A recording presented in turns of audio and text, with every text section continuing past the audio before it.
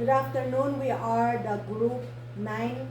We will present the chapter 10, the destination, branding, and marketing. So our objective at the end of the chapter, the student should be able to restate the importance of destination branding, explain the development and brand identity, discuss the impact of film tourism in destination branding and marketing, identify the 4 broad strategies for attracting visitors, and evaluate how the Philippines is facing in the area of tourism development compared to its Southeast Asian neighbors.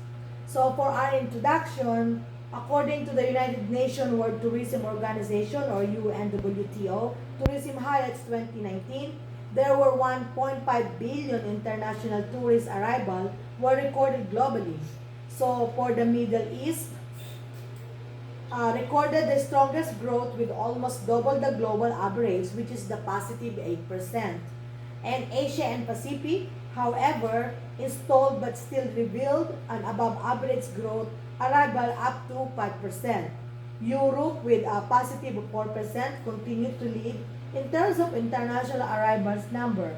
America are at 2% positive growth. So we're talking about this is people, okay? Tourism, not money. So I just want to remind you.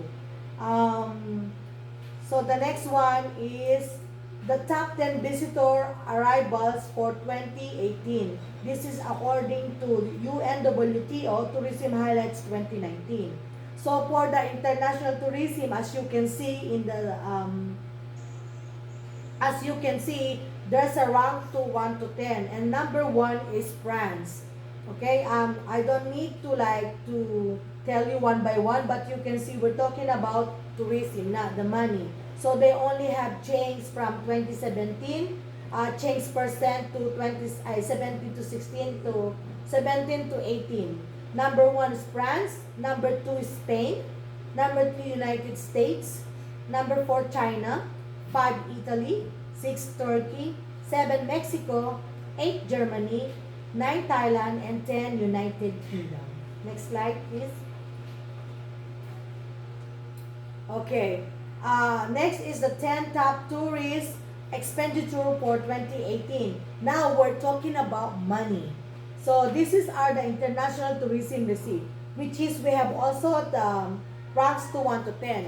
When we talk about money, so the number 1 is the United States. So on 2017 to 2018, they have a raise of from 210.7 billion not raise, that's lower, 2014.5. So you can see the changes per percent. And also you can see the difference from local currency.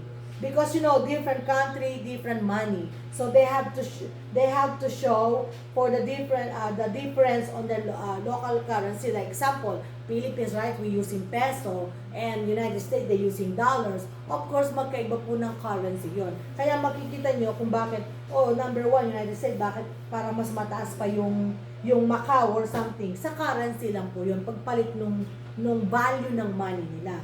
So again, the number 1 is United States, 2 Spain, 3 France, 4 Thailand, 5 United Kingdom, 6 Italy, 7 Australia, 8 Germany, 9 Japan, and 10 is Macau.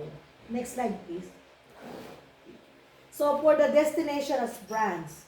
So destination have become the world's biggest brands. Popular destinations such as France and United States have established themselves as must-see destinations that are in every tourist bucket list of places to see. France ranks first in obtaining the highest number of international visitors with a total of 83 million tourists in 2012, and international tourists received of 53.6 billion. So why number 1 is France? Bakit? Kasi nasan po ba ang Paris? 'Di ba? Ang Paris ay famous sa mga tourism. So ang Paris nasa France. Kaya yun ang parang umahatak sa kanila na naghahakot ng mga tourism. Everybody wants to see to see Paris. Who doesn't want to, di ba? So, you can see now the USA has received 66.7 million international visitor and ranks first in international tourism received at 126.2 billion. Bakit? Bakit naiba ang US? Di ba nga kanina pinaliwanag ko? Kasi yung value ng pera nila. Di ba? As a dollar.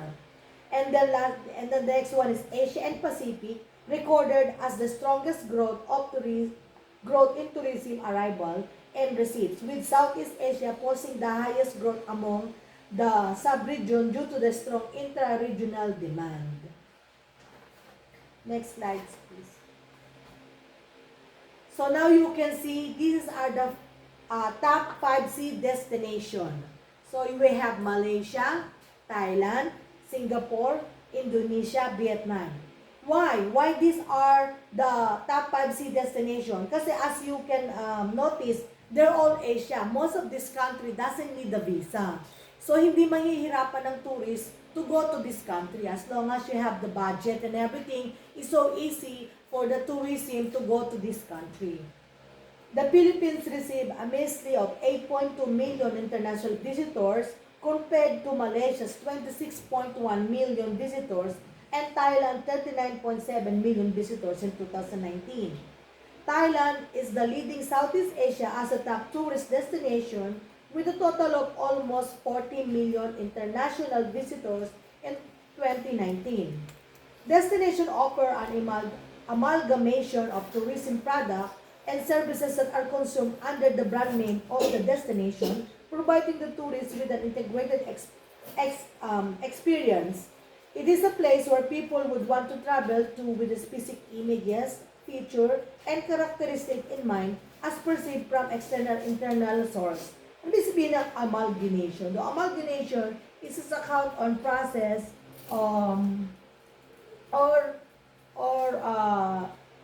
present of combining. Kumbaga dito nga dahil yung mga combining ng mga Asia's country. Marketing, particular branding, can play an important role in tourist choice of destination. The destination image perceived by prospective tourists plays an important role in enhanced choice of destination to visit. Kasi nga, di ba, dapat magaling ka sa marketing. Kasi isa yan sa mga strategy kung bakit tayo naiinganyo yung tourism para pumunta sa isang bansa. Kung hindi maganda yung marketing mo or marketing to the consumer, siyempre kahit tayo hindi natin ganong nakikita. Example, hindi natin alam na meron palang Disneyland sa Hong Kong, di ba? Pero kung merong marketing, may marketing strategy na ina-advertise nila ang Disneyland sa Hong Kong, doon natin malalaman na, oh, damn, we don't need to go to United States just to see Disneyland. All we have to do is go to Hong Kong, di ba? So next one is branding. Next slide, please. So, in branding is the process of creating a slogan from a message and then designing a symbol of logo that together will communicate to potential visitor the image of the city along with the future benefits and value it has to offer. Diba? Ito po yung, sabi nga niya, yung branding nag-create ng slogan. Para sa advertisement, diba? Hindi lang puro salita. Kailangan, meron din tayong mga yun nga, slogan to deliver the message, how you sell your product. It's about establishing the identity of a tourism offering in the minds of consumer or visitors. Next one, it is distinctive name or symbol which identify a product or set of product that differentiate it from its competitor. Destination branding help create a superior proposition that is distinctive from competitors and imparts meaning above and beyond the functional aspect of the destination. Kaya nga kailangan, di ba, sa branding natin o logo natin, dan lang tayo na-identify yung paano ba natin maiiba ang ating product against sa other competitors. Di ba? Depende yan sa branding natin. Next slide, please. So, there are many benefits of branding destination. So, one, it helps awareness by communicating a consistent message. There is a clarity of messaging which is important in ensuring that the purchase risk of consumer are reduced. By associating the destination with a unique identity, a clear image is created in the minds of potential current and repeat customer. Clear branding is also encouraging repeat visits, which is in turn builds customer loyalty. And consumer can easily identify with a destination that has a clear branding. Siyempre, kung malinaw tayo sa pag-a-advertise ng ating product, doon din natin nabibuild yung loyalty ng customer. Halimbawa, nagustuhan nila, di ba? Doon na nagsisimula yung merong bumabalik dahil alam nila, dahil naiintindihan nila kung ano yung ino-offer natin sa kanila. So, doon na nag-umpisa yung loyalty ng customer, hindi na pupunta sa iba kasi alam nila kung ano yung magiging benefit nila or magiging experience nila kung sila nag-consume ng product na ino-offer natin. Okay? Next. The tourism marketer should also keep in mind that the potential tourist should be able to easily understand what the brand symbol and message are communicating. Katulad nga po ng sabi ko, di ba? Hindi yung huwag natin pahihirapan yung mga consumer natin na hindi maintindihan kung ano yung nakalagay sa slogan natin o paano tayo nagbabrand ng ng ating mga product or tourism product, di ba? Kailangan madali para sa mga consumer maintindihan kung ano yung ino-offer. So, the attribute that makes a brand successful. So, paano natin malalaman na yung mga ginawa nating branding or slogan or how do we deliver the message to the consumer na is successful. So, number one, the authenticity, understandability, memorability, and usability. So, katulad po ng sabi ko niya kanina, kailangan authentic, parang may pagka-uniqueness tayo, di ba? Naiintindihan ng consumer, naaalala nila dahil naintindihan nila, madaling maalala, at hindi lang yon, na usable din para sa kanila. So, nasa slide pa rin ba ako?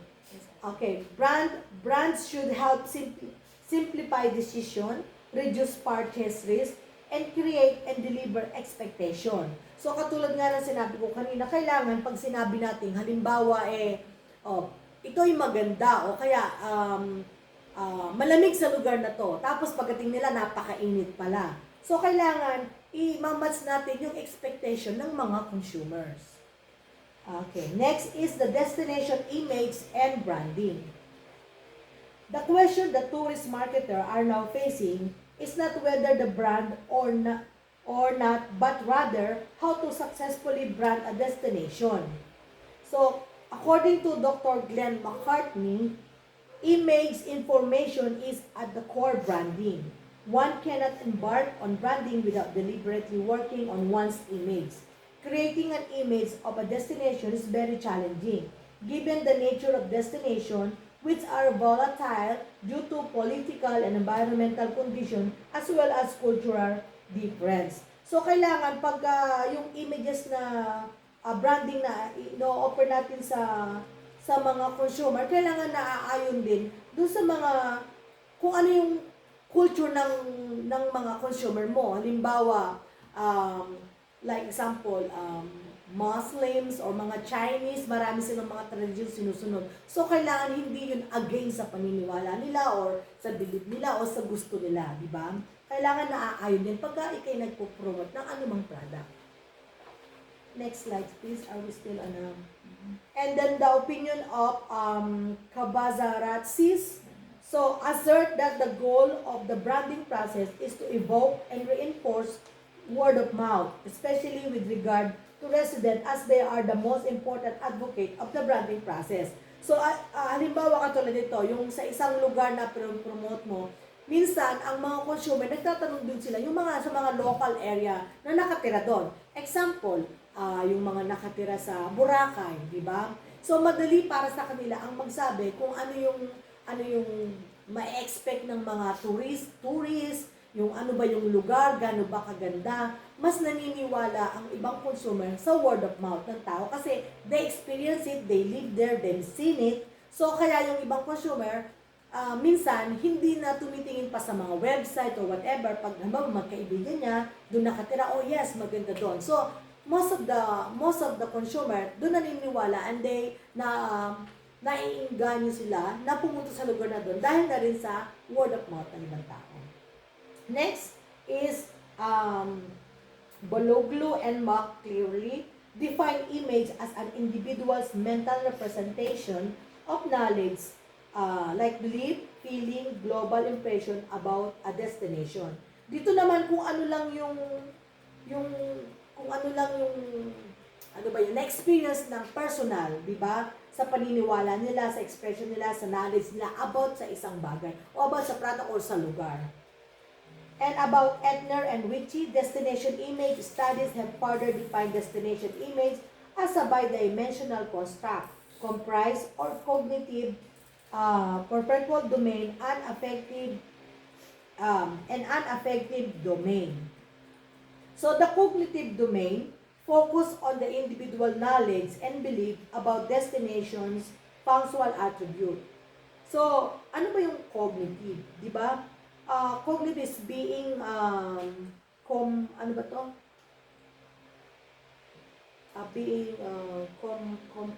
Compare, contract. Mental activity focus on intellectual thinking. So, yun yung cognitive domain. So, the next is the affective domain, focus on the individual's feeling toward the destination and the experience provided there. So, ano na, pinaka-pansarili mo ng, ano yon, pansariling opinion, like, something like that, yeah, pansariling opinion. So, sa experience mo, dun sa lugar na pinuntahan mo. Next is the conative domain, is described as the likelihood of visiting a destination within a certain time period. Ito yung the likelihood of visiting a certain time period. Kasi yung iba, di ba, yung halimbawa you wanna see the place during Christmas, during that time, holiday season. May mga consumer tayong ganun ang gusto nila kasi mas may marami silang makikitang mga kakaiba, katulad halimbawa ng mga Christmas tree or mga holiday season display, or kasi naiiba yung tema ng season or ng lugar during holidays, di ba? So yung iba ganun sila kung gusto nila magpunta sa mga tourist destination, tinataong nila kung ano yung mga season, like holiday or summer. I want to go to Braga during summer, or I want to visit Pampanga during Christmas days, kasi halos lahat ng mga street doon, mga lugar ay maraming iba't ibang Christmas tree, diba? Decoration, Christmas light, Christmas, ganun yung the cognitive domain. Next, destination image, nasa the same ano pa rin ba tayo? Okay, destination image defined as impression of a place or perception of an era. Okay, next is the development of a brand identity. So, paano ba mag-develop ng brand identity? So, according to Aiken and Compello, argue that a place brand by nature belongs to the place and its people, emphasizing the role of co-creating meaning and the collective experience of stakeholder in the development of brand identity. So, ang ibig sabihin nito, yung belong to place, katulad halimbawa sa Philippines, di ba? Anong lagi natin sinasabi? Mabuhay, ano yun? Sa Philippines? It's more fun in it's more fun, and thank you, Faith. It's more fun in the Philippines, di ba? Tapos, pupunta ka sa Pilipinas, yung mga tao naman doon, magsilungkot, parang laging may problema, di ba? Kaya kailangan dapat, you own it, people own it, di ba? Kaya, sabi nga nila, ano ba sabi nila sa mga Pilipino? Always smile. Diba? Kahit maraming binabagyo ka na dyan, nakangiti pa rin yung mga tao. So, parang nakikerry natin yon, di ba? Pag sinabi natin, it's more fun in the Philippines, hindi lang lugar, pati yung mga taong nakatira dito, di ba? Next slide, please. So, there are five phases in developing a destination brand strategy. Number 1, discovery research. 2, brand strategy platform. 3, creative development. 4, brand implementation. And 5, management. So, the brand identity refers to the essence of the brand, the characteristic that make it, and what it is. Excuse me. It's the central aspect of the branding process. It defines how stakeholders want the place to be perceived. Identity is the basis on which they create a platform to develop a recognized differentiation. Kasi pagka nagkaroon tayo ng brand identity, yung sa atin lang, may pagka-uniqueness, di ba?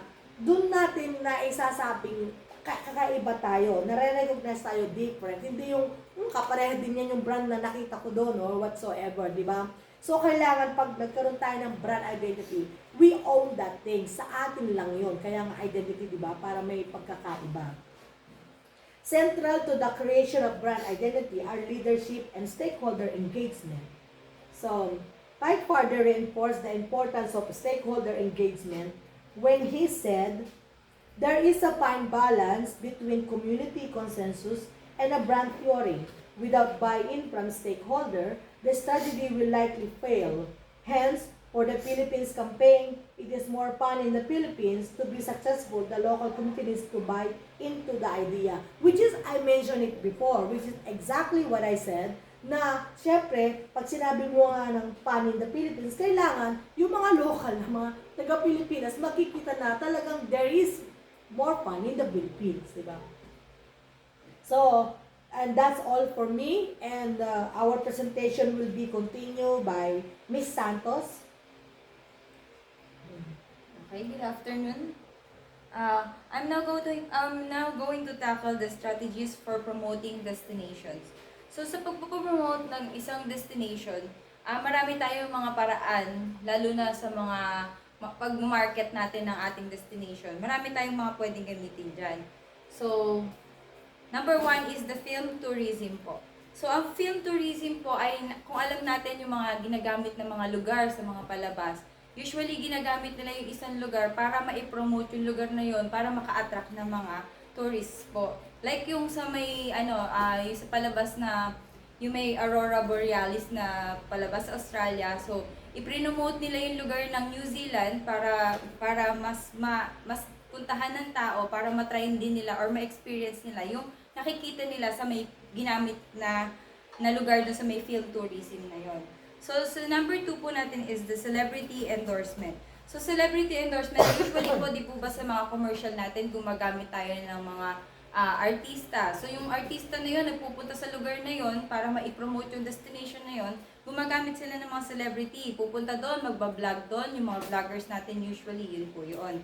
So number 3 po natin is hosting of mega events. So ito usually po is yung mga unpaid na mga events para lang ma-promote po nila yung isang lugar. Like for example sa Freedom Park. Pupunta, 'di ba meron tayong mga events doon na may mga sayawan ganito.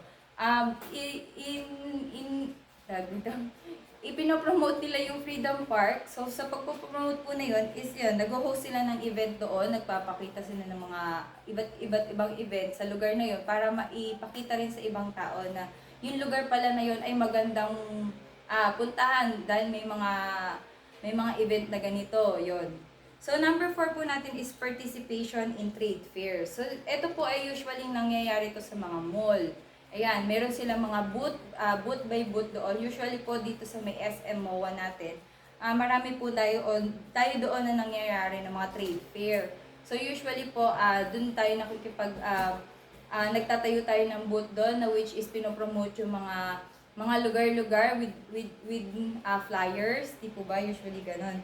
So number 5 po is the catchy promotional gimmicks. So may mga ginagamit tayo kadalasan na usually nangyayari talaga to sa isang lugar para ma-promote nila yung ay dito merong ano ba tong lugar na to? For example, Boracay po. So, sa mga gimmick nila sa may Boracay, di ba may mga rin sila mga fireball, yung mga ganyan, gumagamit sila ng mga fireball. So, di ba makikita mo na doon lang sa lugar na yun, may mga gimmick ng ganun. So, mapopromote yung lugar ng Boracay na, oh, dito sa may Boracay na to, makikita natin na may mga kakaiba show sila doon. So, yun po yung mga catchy promotional gimmicks.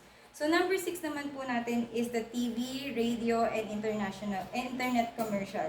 So, yun nga po yung binanggit ko rin kanina. So, sa mga commercials, usually din po sa TV or sa may radio. Radio po ang pinakamura nating pwedeng gamitin as promoting the destination po. So, next po natin is the film-induced tourism. So, sa film-induced tourism po, this refers to the visitation of sites where movies and television programs have been have been filmed, as well as tours to production studios and field-related theme parks. So, yun nga po, ang film-induced tourism refers to the phenomenon where people visit a destination because they saw it in a movie or on television. Popular film locations often attract tourists seeking to experience the places they've seen on screen. So like what I've said po, a while ago, dun nga, ginagamit nila sa, katulad sa strategies of promoting the destination, so they use the film-induced tourism. Dito na rin po nabanggit yung sa may mga New Zealand, yung mga Borealis nga na yan, yung sa may America, yung mga Universal Studios, Disneyland. So, ginagamit nila yan sa pag-promote ng, ginagamit nila yan sa mga movies para to promote din yung lugar na Product destination. yung product destination nila. So, ayun po. The next one is going to tackle of Ira Sarian. So, Arwin na, right slide. Yeah, okay.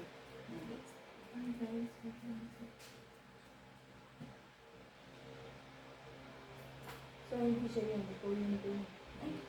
Oo. So, ikaw ba yan, Pe? Pe is the So, sa market nuggets po natin, wait. Ayan.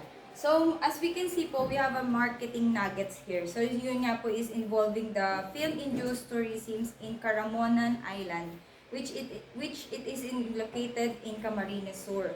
So, this one po, kung makikita nyo po dito, dito yung mga ginamit nila sa palabas na Philippine Survivor. So, sa Philippine Survivor, gumamit sila ng isang island, which is hindi masyadong kilala before. But then, nung ginamit nila ito sa may Survivor,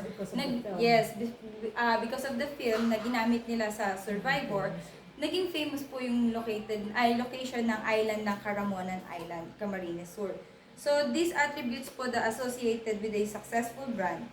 So, next slide po natin is, it can be a name, simple, or both, and it's well known.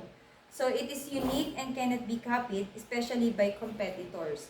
So, it is reflective on the customer's self-image. It represents the intangibles of a product. It informs and influences a consumer at the point consumption. So, it provides the foundation for all marketing activities. So, dito nga po sa pag-market po natin or sa pag-promote po natin ng isang destination, importante po dito na wala tayong kamukha or kaparehas na kapangalan or yung mas maganda yung simple lang, pero alam mo yung simple na medyo hindi kayang gayahin ng iba. Yeah, because of the uniqueness. Yes. Kaya po yung ginamit nila na island din na yon ay kakaiba po talaga dahil wala namang usually nakakapunta basta-basta din po doon. So, yun po. Next po is the strategies for attracting visitors. So, according to Cutler et al., according to him, there are 4 broad strategies for attracting visitors, residents and employees, and business and industries, and for increasing exports. So, these are the 4 broad strategies. First po is the image marketing.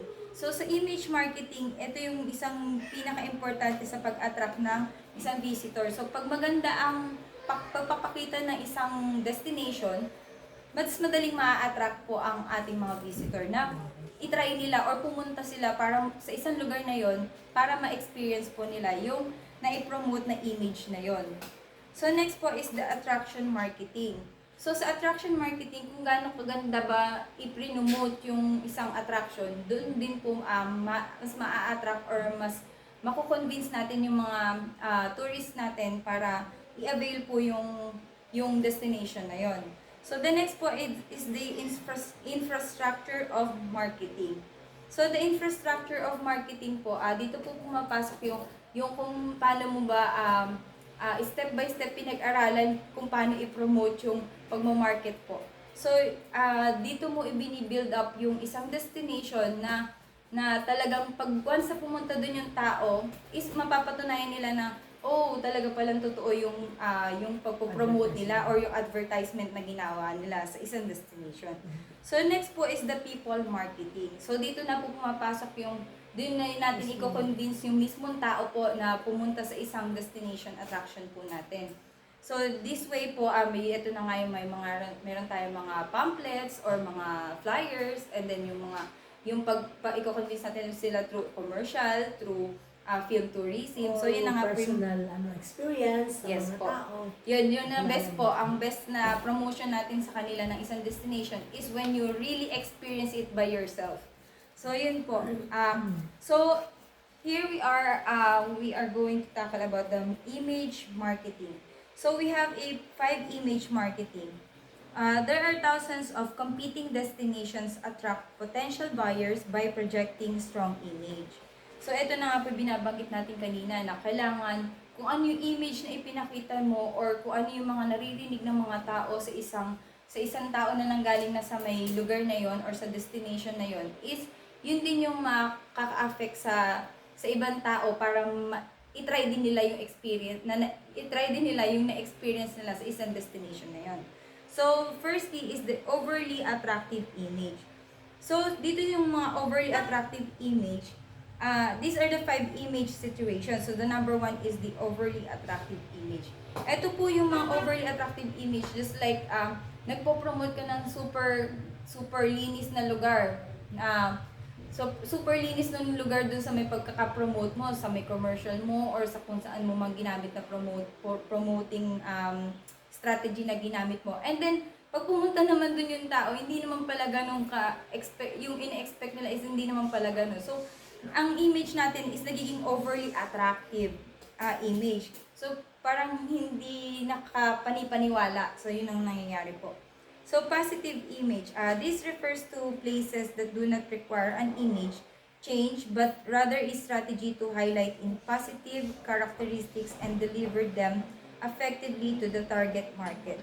So, the positive image, ito yung yun yung mga maraming reviews na nakikita tayo sa mga internet, ayan. So, yung malaking nagiging tulong nun sa strategy ng pagpo-promote ng isang destination. So, Kasi pag positive image, you don't need to really convince your consumer kasi dahil yung pagkakakilanlan sa'yo, maganda na yung impact sa mga consumer. yes, tama po. So, the weak image po. So, this weak image, on the other hand, refers to the places that do not have a clear image. They may possess attractive features but lack in messaging of what makes them stand out of amidst the competition. So, this is the usual yung just like yung island nga natin na ginamit sa Survivor.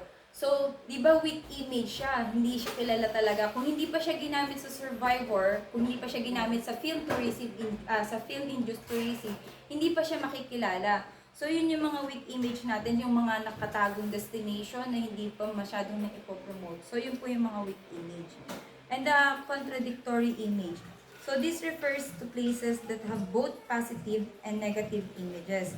So, these opposite views lead to contradicting views among potential visitors. May ano ko dyan, Miss Santos, may example ako dyan yung nagko-contradict siya. Example like cigarettes, di ba? We're advertising cigarettes. Pero, pag bumili ang consumer, makikita mo sa pack, ano yung mga nandun?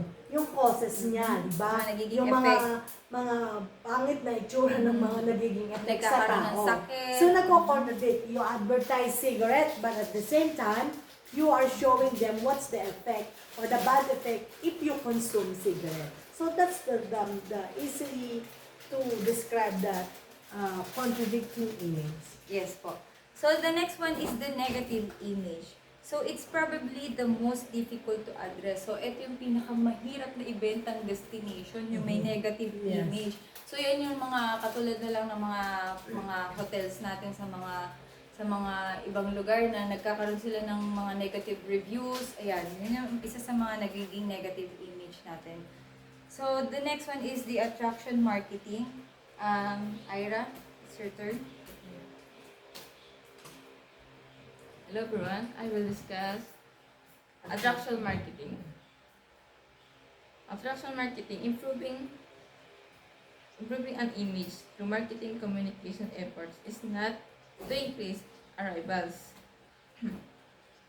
Attraction marketing is a strategy used in business and marketing to draw potential customers or clients to your product or services by creating valuable contents, establishing yourself an authority in your industry, and building a strong online presence. Instead of activity pursue customers, you focus on improving information and solutions that naturally attract in interested individual to your brand. Okay. So make sure na, katulad din po yung tinalakay ni Ms. Santos, we make sure na ang i-offer nating product or tourist destination is ma-attract yung mga consumer, of course. That's why we call it attraction marketing. So next one, infrastructure marketing. Infrastructure marketing. Infrastructure plays a crucial role in the holistic development of a place.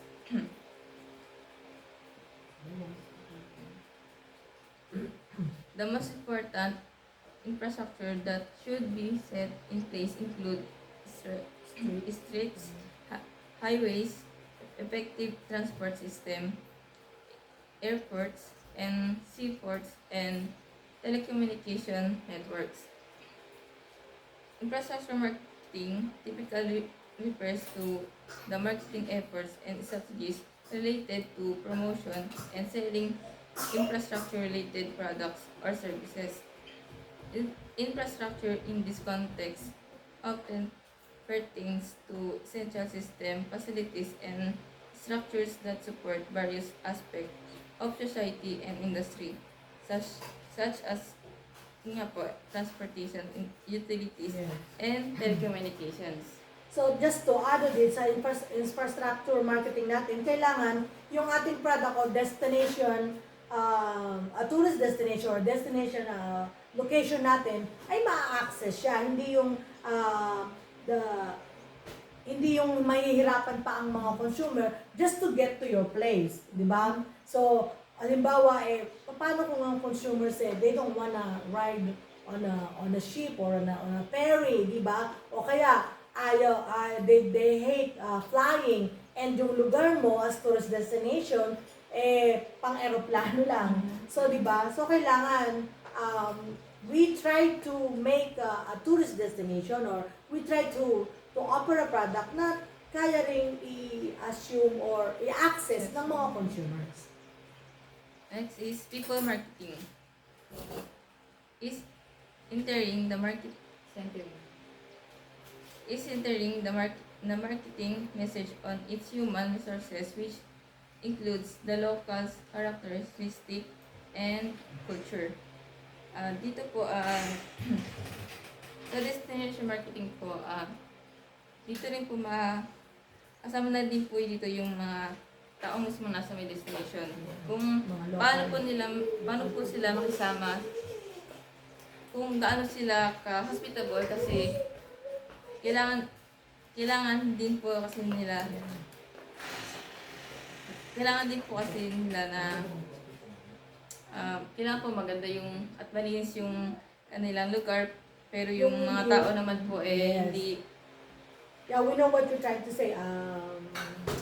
Ira, yung halimbawa hindi ba matatakot ang mga tourist na pumunta sa lugar nyo? Kasi, di ba, naku, yung mga tao doon, they can snatch your wallet or ganun ba? Yun ang people marketing, di ba? Kailangan alam din ng mga consumer na hindi sila, na magiging safe sila sa tao, sa lugar na pupuntahan nila. Di ba? Safe sila dun sa mga tao mismong nandoon. Yes, sa mga lugar. local. We call it local residents, di ba? Next. Next is challenges of challenges of destination branding. Morgan and Richard 2002 suggest five key challenges faced by destination marketers as follows. One is limited budget. 2, politics. 3, external environment. 4, destination product. And 5, creating differentiation.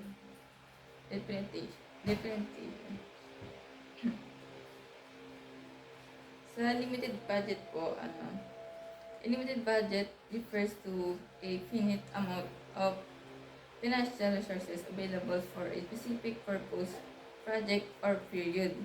It implies that there are constraints on spending and decision must be made to allocate the available funds wisely. Siyempre, kailangan pagdating sa pag gusto mong puntahan ng isang lugar, di ba? So, ito yung mga challenges pag meron kang gustong puntahan ng lugar. Kasya ba ng budget mo? Okay ba? Can afford ba? Di ba? Or limited ang budget mo, baka limited ang budget mo, you wanna go to the place that you know it's expensive. So, right? And then politics. What's the connection of politics?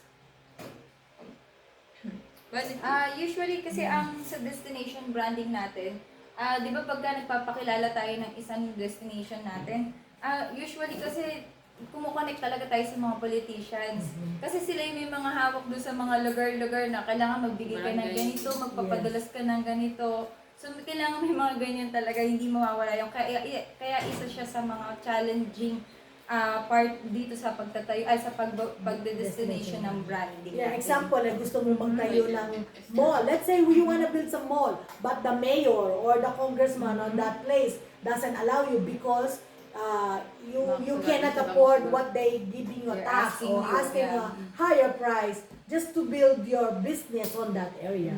So, dun pumapasok na yung politics.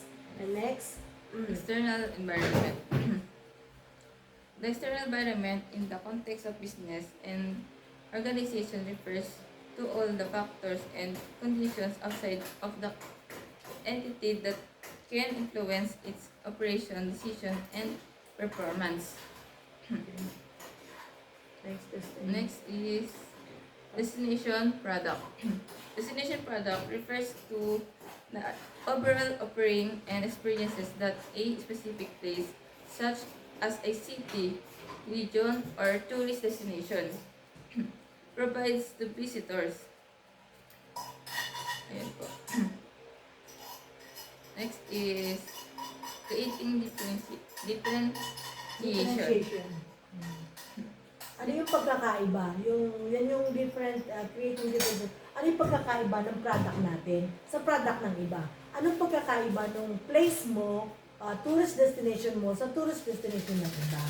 So, yun po yung kailangan mag-create ka ng kakaiba sa mga competitors, thank you. Competitors, para sa ganun, mas makikita ng consumer na kakaiba yung sa'yo. Diba? Mas maaalala ka nila. Uy, iba doon merong ganun. Ay, may slide doon sa kabilang resort. Wala. Diba? Madali mo ipopromote Yes. yung destination mo. Pagka, kakaiba yung sa'yo. Yes. Okay. Next. Next is according to Fabricius and Peters and Stanford. First, establishing a strong and unique positioning that is offering a different kind of experience compared to other destinations by developing the destination attraction and resources in a way that highlights in unique characteristics. Ito po yung create uniqueness to be a destination from the other destination. Magde-develop lang po ng attraction on sources para po ma-highlight yung unique and i-offer ng sa product. consumer. Yeah, sa product. Ng consumer. Number 2, delivering excellence, quality, experience, and superior value for money by ensuring that all aspects of the visitor's experience are of the highest standard and are coordinated. Ito po yung just to match to money, value ng mga consumer sa quality o experience na makukuha nila. Yun. Next is Next slide. Next is organizing and managing tourist destinations.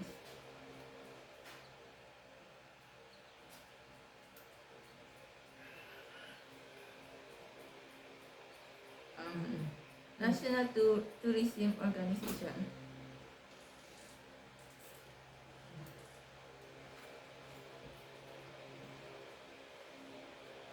Countries and states have government agencies that manage and or market tourism destination in the Philippines. The DOT and refers to as our national tourism organization. So, isa po sa mga nagmamanage ng tourism destination natin, sa pangkalahatan po ito ay ang ating Department of Tourism. So, sila lahat ang nag-handle dito sa buong Pilipinas ng about sa tourism. Sa kanila lahat dumadaan po yun. So, next po natin is the Regional Tourism Organization. So, dito naman po pumapasok yung like for example, dito na sa gawin natin ng, di ba kanina sa buong Pilipinas po. Then pumasok naman tayo sa may Palawan kasi region by region lang tayo. So sa region ng Palawan, meron lang din tayong mga taong nag-handle dito sa atin. Meron din kanya-kanyang office ng Department of Tourism natin na nag-allocate lang sa Palawan. So Palawan lang, nagpo-focus lang sila sa Palawan ng mga tourism product natin. So sila lang ang nag-handle po noon. Kumbaga, step by step ang mga nagmamanage sa atin ng tourism destination. May maganda example ako dyan, Miss Faye. So, di ba, sa regional tourism, so ano yung Calabarzon? So, di ba yung Calabarzon, so ano yung nagsisimbolize ng region? Di ba ng Cavite, Laguna, Batangas, Rizal, and Quezon. So, yun ang tinatawag na regional tourism organization. So, yun lang yung handle nila. So, the last one is the local government unit.